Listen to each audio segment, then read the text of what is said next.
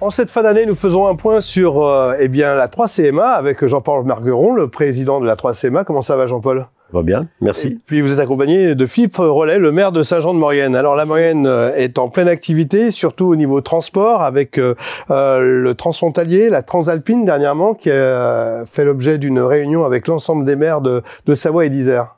C'est vrai qu'on a accueilli au théâtre Gérard Philippe l'Assemblée générale de la Transalpine avec les maires qui auront la possibilité de pouvoir travailler sur l'accès, les accès français, hein, puisque les accès français ont été signés. Aujourd'hui, on le sait que de Saint-Jean à Lyon, on a pris le grand gabarit.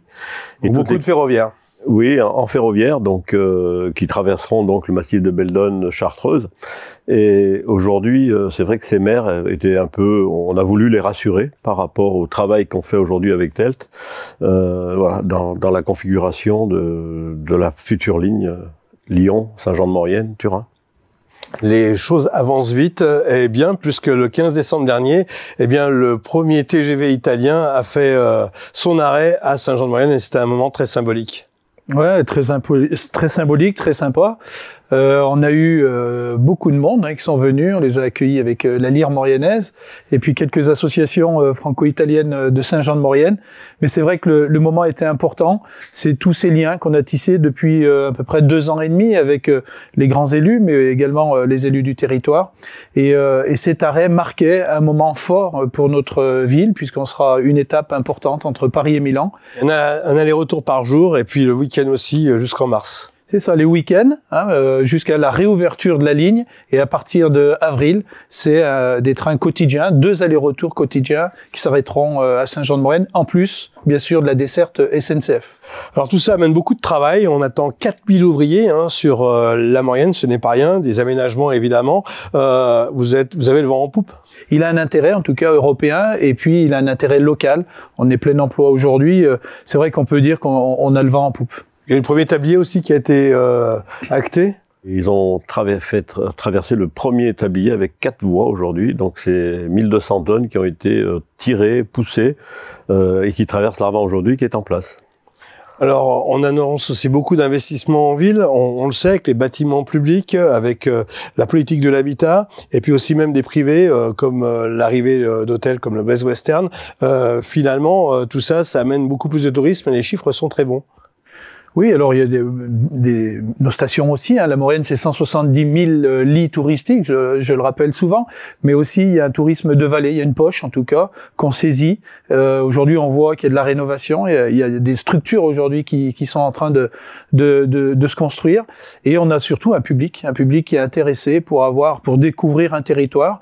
Et donc, de choisir plutôt la vallée que les stations. Voilà. Donc on est complémentaires avec les stations. Alors on peut le dire, Jean-Paul, les offices du tourisme ont fait un gros travail de fond.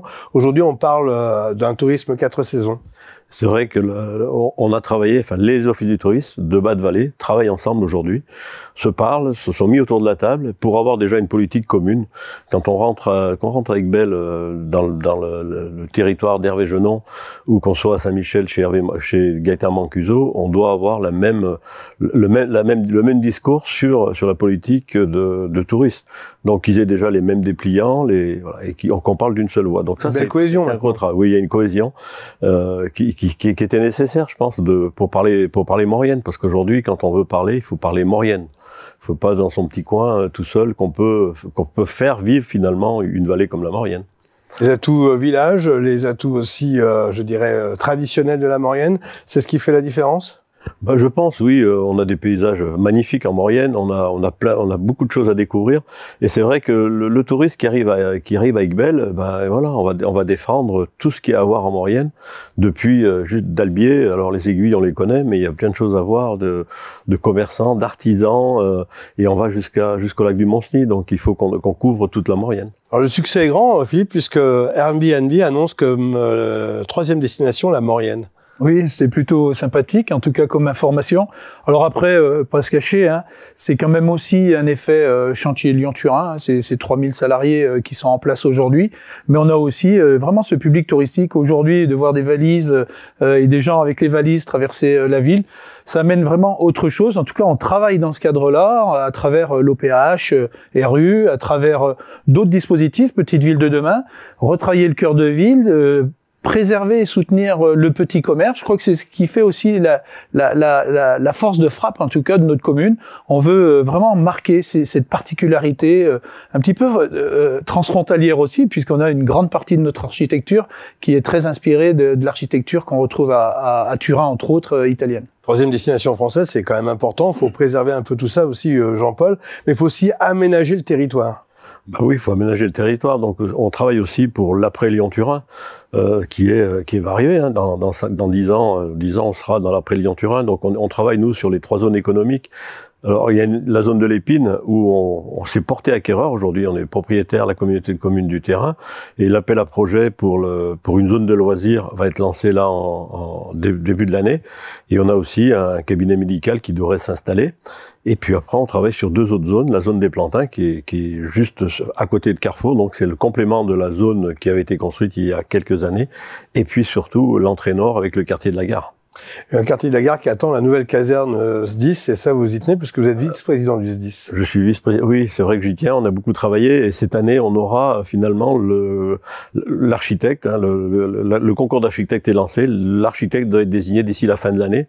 Il faudra qu'il prenne en compte aussi cette entrée de ville, comme il y a le Pierret, il y a la future gare, et puis il y aura le SDIS au milieu. Donc tout ça. Vraie vitrine, quoi. Il y aura la vitrine de Saint-Jean-de-Maurienne, oui. Alors des gros chantiers, on peut aussi parler du centre nautique qui va être réhabilité. Alors ça, on travaille pour l'avenir, oui. Et puis c'est vrai qu'aujourd'hui, on avait fait beaucoup sur le centre nautique, sur le ludique, puisqu'on a travaillé sur l'extérieur. Là, on travaille plutôt sur la partie énergétique. Et donc il y a un projet de 2,5 millions d'euros qui va être lancé, disons cette année normalement, pour une rénovation sur une année et demie, quoi.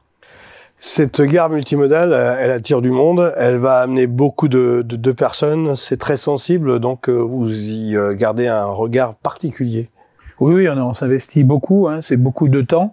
Cette gare va nous amener à 50 minutes de Turin, une métropole de 2 millions d'habitants, et puis un peu plus loin, Milan, avec 8 millions d'habitants. Donc le choix qui a été fait, c'est d'avoir 2 pôles, un pôle commercial en hypercentre avec nos petits commerces, mais également un pôle multimodal. Donc la réflexion qu'il y a eu sur cette gare, c'est d'avoir ce clin d'œil de cœur de ville, en disant, voilà, pas très loin, 400 mètres, 500 mètres à pied, il y a un cœur de ville, et donc l'image qu'on en ressort, c'est le cloître. Et on va avoir une gare avec un clin d'œil sur le cloître, avec des piliers qui seront repris. Donc tout ce travail est en cours, et il y aura un dépôt de permis de construire sur le premier trimestre 2025. L'investissement porte aussi sur l'hôpital, et puis surtout les services sociaux. Oui, alors l'hôpital, on sait qu'au niveau national, hein, le monde hospitalier est en crise. C'est vrai qu'il y a eu un gros travail de fond pour obtenir le plan Ségur. Et à travers le plan Ségur, on avait travaillé un autre programme aussi, qui était une IRM, donc qui est en cours de travaux aujourd'hui. Et je remercie d'ailleurs Joël Giraud, l'ancien ministre de la ruralité, ami briançonnais. Et c'est vrai que tout ce travail collectif qui s'est réalisé nous amène quand même à avoir des services. Et je crois que si on veut développer, on a plusieurs sujets quand les gens viennent s'installer, l'habitat, la santé bien sûr et la mobilité. Donc mobilité, on vient d'en parler, l'habitat également, mais la santé, c'est un sujet majeur. Donc cet hôpital va se moderniser. Derrière, ce sera les services médecine et le bloc opératoire. Voilà, donc on est plutôt content et on aura un très beau moment au mois de mars-avril pour l'inauguration de cette IRM. Ça va dans la logique des aménagements à des inaugurations de cet été, où il y a eu par exemple la place de la cathédrale, l'aménagement aussi du jardin de l'Europe. On voulait aussi parler de cet itinéraire cyclable, la voie verte. Oui, alors ça fait partie de nos gros investissements, c'est-à-dire que il y a la région. La région aujourd'hui porte la Via Maurienne, de Éton à Bonneval, et nous, Ville-Centre, on a souhaité créer notre schéma directeur, et on a à peu près 3,5 millions d'investissements sur des voies douces, et la grosse partie démarrera l'année prochaine. On finit, Jean-Paul Margueron, avec un point qui est sensible, c'est les actions culturelles et aussi les actions d'intérêt communautaire.